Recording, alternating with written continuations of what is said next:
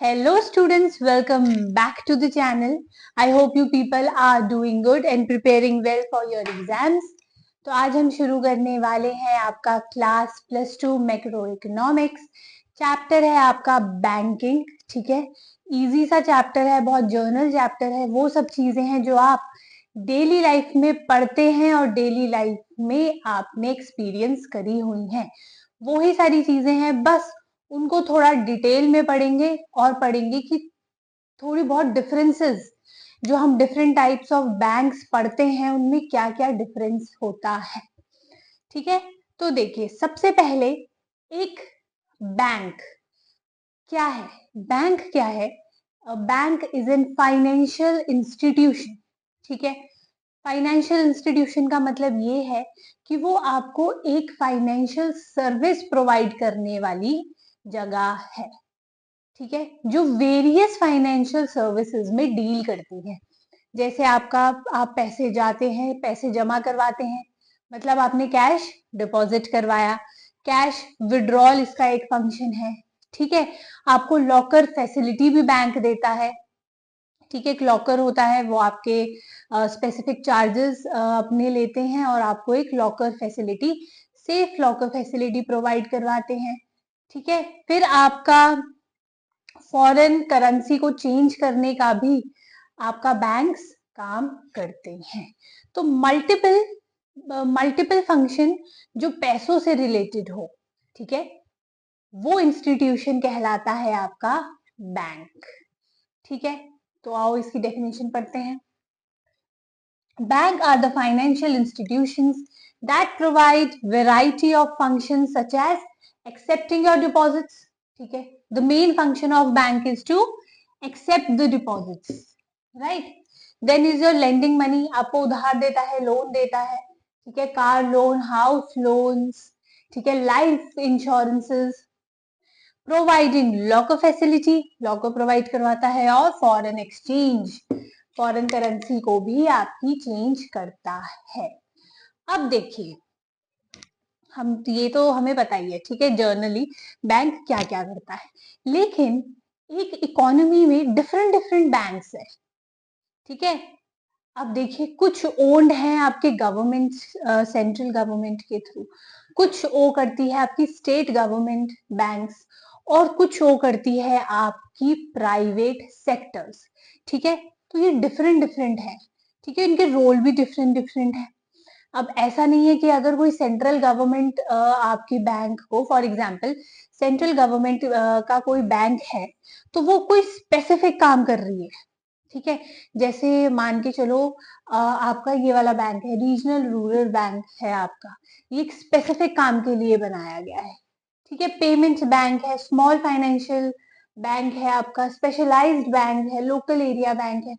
ये ऐसे बैंक है जो स्पेशलाइज्ड कोई एक फिक्स्ड मेन कोई एक चीज के लिए बनाए गए हैं। तो अब इनके टाइप्स पढ़ते हैं और फिर पढ़ेंगे एक एक करके कि इन बैंक्स के फंक्शन क्या है, इन बैंक्स में डिफरेंसेस क्या होते हैं। तो पहले टाइप्स पढ़ते हैं। सेंट्रल बैंक हमारा RBI, reserve bank of India. ठीक है, बैंकों का बैंक हम कहते हैं इसको। कोऑपरेटिव बैंक्स, कमर्शियल बैंक्स है आपके। आरआरबी, रीजनल रूरल बैंक्स है। लोकल एरिया बैंक्स हैं। ठीक है, स्पेशलाइज्ड बैंक है, स्मॉल फाइनेंशियल बैंक्स है, पेमेंट बैंक है, जैसे आपका है एयरटेल पेमेंट बैंक। ठीक है, इसका एक एग्जांपल है। ये है आपके डिफरेंट टाइप्स ऑफ बैंक्स। अब एक एक करके पढ़ते हैं इनको कि ये क्या होते हैं। सो स्टूडेंट्स, अब हम करने वाले हैं आपका कोऑपरेटिव बैंक्स, जो एक इकोनॉमी में एक आपका मनी सप्लाई या मनी सर्कुलेशन के लिए जो काफी इंपॉर्टेंट रोल प्ले करता है, उनमें से एक है आपका कोऑपरेटिव बैंक्स। तो चलो समझते हैं क्या होते हैं ये बैंक्स। सबसे पहले तो ये बैंक्स आपके स्टेट गवर्नमेंट के रूल्स के अंडर आते हैं। मतलब जो भी बदलाव या जो भी रूल्स आपके स्टेट गवर्नमेंट तय करेगी, वो इन बैंक्स को फॉलो करना पड़ेगा। ठीक है, अब देखो बैंकों का बैंक तो एक ही है। The head of the bank is your central bank of India. ठीक है, वो जो तय करती है वो तो बैंक्स को मानना ही पड़ता है। ठीक है। लेकिन प्लस जो स्टेट गवर्नमेंट है उसके रूल्स भी ये लोग फॉलो करते हैं, ठीक है। तो क्या है, these banks are organised under the state government act, ठीक है। The main goal of cooperative bank is to provide social welfare, ठीक है। अब इनका मेन काम प्रॉफिट अर्निंग तो है ही। देखो, अब किसी ने बैंक खोला है, चाहे वो सरकार है, कोई प्राइवेट इंस्टीट्यूट है या कोई फॉरेन इंस्टीट्यूट है, मेन मोटिव आपका बैंक्स का तो ये होता ही है कि वो प्रॉफिट अर्न करेंगे, लेकिन साथ साथ में ये सोशल वेलफेयर के लिए भी काम करते हैं, ठीक है। अब देखो, सोशल वेलफेयर के लिए कैसे काम करते हैं, जैसे आपका कोई लोन्स प्रोवाइड करवाए आपको, ठीक है, एग्रीकल्चरल सेक्टर पे, तो उनके इंटरेस्ट पर ये बहुत लो इंटरेस्ट चार्ज करेंगे, ठीक है। फीमेल्स को लोन्स प्रोवाइड कर रही हैं, तो उस पर फीमेल्स को जब ये लोन्स प्रोवाइड करेंगे तो उस पे इंटरेस्ट रेट आपका कम चार्ज होता है। तो इस तरह ये अपना प्रॉफिट भी अर्न कर लेते हैं और साथ साथ सोशल वेलफेयर में भी मदद करते हैं, ठीक है। अब कोऑपरेटिव बैंक्स भी आपके 3 तरह के होते हैं। सबसे पहले आपका पब्लिक, प्राइवेट और फॉरेन बैंक्स, ठीक है।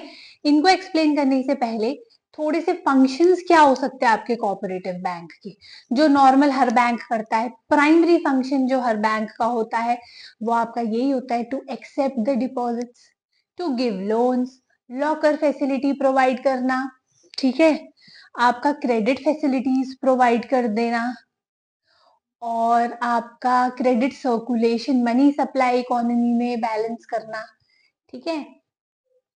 और भी आपके मल्टीपल फंक्शंस होते हैं जो एक बैंक परफॉर्म करता है, ठीक है। अब जो इसके अंदर 3 तरह के बैंक्स आते हैं, उनमें से सबसे पहले आपका पब्लिक सेक्टर। अब देखो, पब्लिक, जहां पे भी पब्लिक वर्ड आता है वहां आपका आ जाता है गवर्नमेंट, गवर्नमेंट सेक्टर इन्वॉल्व हो जाता है। मतलब इसके जो मैक्सिमम शेयर्स होंगे, ठीक है, वो कौन हो कर रहा होगा, आपका सरकार। जैसे 51% ऑफ शेयर्स आपके सरकार के पास होंगे, मिनिमम मिनिमम 51% आपके सरकार के पास होंगे, और 49% आपका किसके पास होगा, पब्लिक के, प्राइवेट के पास, ठीक है। मतलब मैक्सिमम जो शेयर होगा ना वो आपकी गवर्नमेंट होल्ड करेगी, ठीक है, under your public cooperative bank, समझ गए। और जहां बात आ जाती है आपकी प्राइवेट सेक्टर, वहां आपका जो मेजॉरिटी स्टेक होगा, ठीक है, मेजॉरिटी स्टेक मतलब मेजॉरिटी शेयर्स जो होंगे वो ओ करेगी आपका प्राइवेट ऑर्गेनाइजेशंस होल्ड करेगी, ठीक है। जैसे आपका ये मान के चलो कि 51% आपका कोई प्राइवेट इंस्टीट्यूट या ग्रुप ओ कर रहा है और 49% गवर्नमेंट ओ कर रही है, ठीक है। यहाँ पे क्या था, यहाँ पर ये था कि 51% आपका गवर्नमेंट होल्ड कर रही थी और 49% आपका कोई प्राइवेट इंस्टीट्यूट ओ कर रहा था, ठीक है। फॉरेन बैंक्स क्या होते हैं, फॉरेन बैंक्स होते हैं कि आपका जो हेड क्वार्टर्स होता है आपका फॉरेन बैंक का, या जो आपका, हाँ हेड क्वार्टर्स ही बोलेंगे, या हेड ऑफिस होगा, वो आपका होगा किसी फॉरेन कंट्री में, और उनकी ब्रांचेस हमारी कंट्री में खुली हुई होंगी, उसे कहा जाता है आपका फॉरेन बैंक। अब देखिए एग्जाम्पल क्या हो सकता है, एसबीआई, ठीक है, पब्लिक सेक्टर बैंक है। बैंक ऑफ बड़ौदा, ठीक है, कैनरा बैंक, देना बैंक, ये सब क्या है आपके, ये है आपके पब्लिक कोऑपरेटिव बैंक्स। अब प्राइवेट कोऑपरेटिव बैंक्स कौन से हैं, एक्सिस बैंक है आपका, एचडीएफसी है, आईसीआईसी है और येस बैंक है, ये सब आपके प्राइवेट कोऑपरेटिव बैंक्स हैं। और फॉरेन बैंक्स जो इंडिया में है वो है डीबीएस बैंक लिमिटेड, ठीक है, एचएसबीसी है, नेशनल ऑस्ट्रेलिया बैंक है, ठीक है। ये सब आपके फॉरेन बैंक्स है जो कि भारत में है, ठीक है। आई होप ये समझ में आया आपको। अब देखिए एक जो नेक्स्ट क्वेश्चन आपका एग्जाम्स में पूछा जाता है वो है आपका प्राइमरी और सेकेंडरी डिपॉजिट्स। कि प्राइमरी डिपॉजिट्स क्या है और सेकेंडरी डिपॉजिट्स होते क्या है। अब देखो, सबसे पहले primary deposits are cash deposits with the commercial bank by the people. अब देखो, जो पैसा मैंने डिपॉजिट कराने के लिए दिया किसके पास, बैंक के पास, उसे हम क्या कहेंगे, उसे हम कहेंगे आपका प्राइमरी डिपॉजिट्स। ठीक है, और ये आपका इंक्लूड होता है डिमांड डिपॉजिट्स में। अब मैं ये डिमांड डिपॉजिट्स क्या है हम ये भी पढ़ेंगे। ठीक है, हर चीज स्टेप बाय स्टेप क्लियर करेंगे ताकि आपको कोई कंफ्यूजन ना रहे।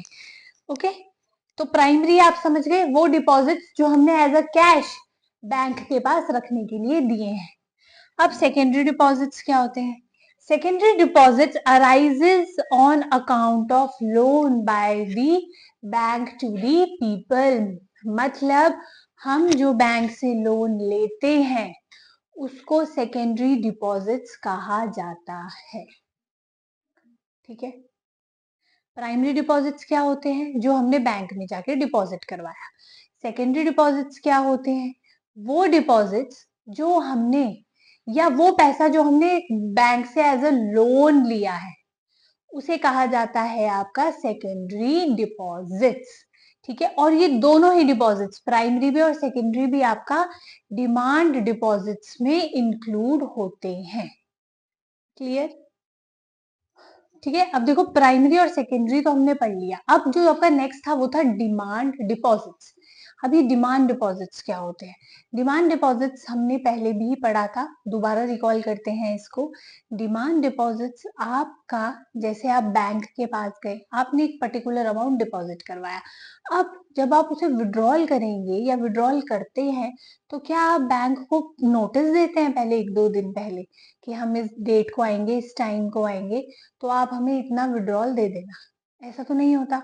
आप किसी भी टाइम चले जाते हैं without informing to the bank, तो उसी को कहते हैं आपका डिमांड डिपॉजिट्स।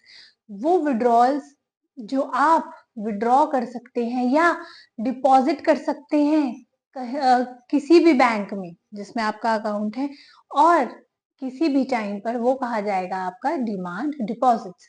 अब टोटल डिमांड डिपॉजिट्स निकालने के लिए मुझे प्राइमरी डिपॉजिट्स, ठीक है, और सेकेंडरी डिपॉजिट्स दोनों को ऐड ऑन करना पड़ता है, तो हमारे पास आ जाता है आपका total demand deposits. I hope आपको ये चीज क्लियर होगी। ठीक है, अब नेक्स्ट क्लास में हम करेंगे आपका सेंट्रल बैंक और डिफरेंट टाइप्स ऑफ बैंक जो हमारे बच गए थे, वो हम करेंगे अब आपका नेक्स्ट क्लास में। Till then, all the best for your exam, prepare well and goodbye.